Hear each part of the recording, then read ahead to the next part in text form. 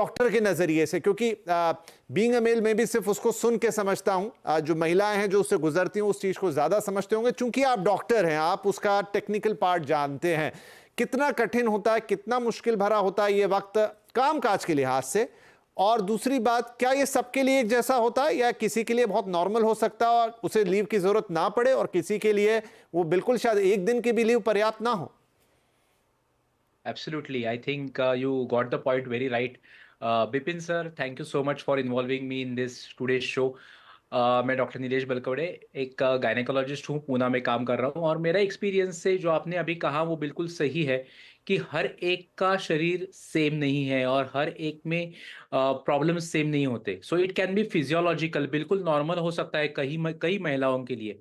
बहुत सारी महिलाएं हमारे आसपास है जो कि मेंस्ट्रुअल पीरियड्स के समय पे बिल्कुल नॉर्मल जैसे काम करती है, बिल्कुल महसूस नहीं होता है कि और उनको कोई लीव नहीं लेनी पड़ रही है, इतने सालों तक वो काम कर रहे हैं। इनमें कई डॉक्टर्स है, स्पोर्ट्स पर्सन्स है, या फिर इंजीनियर्स है जो कि बड़े सॉफ्टवेयर प्रोजेक्ट पे काम कर रहे हैं।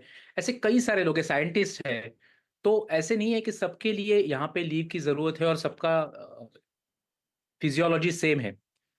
ऐसी बहुत सारी महिलाएं हो सकती है जहां पे ये प्रॉब्लमेटिक है और वहां पे पेन सिम्टम हो सकता है, एक्सेसिव ब्लीडिंग सिम्टम हो सकता है, जिसको हम लोग नॉर्मली अगर पेन ज्यादा है ड्यूरिंग मेंसेस तो हम उसको डिसमेनोरिया कहते हैं, और अगर ब्लीडिंग ज्यादा है तो उसको हम लोग मेनोरेजिया कहते हैं।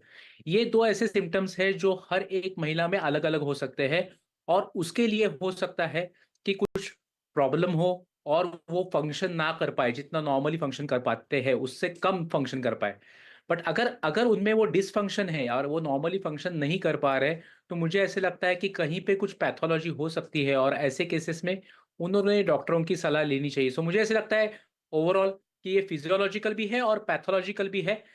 पैथोलॉजिकल अगर है और अगर उससे प्रॉब्लम आ रहा है फंक्शनिंग में, तो उसको इन्वेस्टिगेट करना चाहिए, एक गायनेकोलॉजिस्ट को दिखा के उसके रीजन के पीछे जाना चाहिए।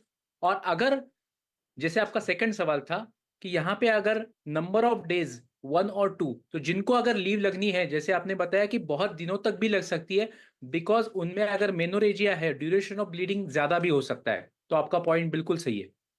जी।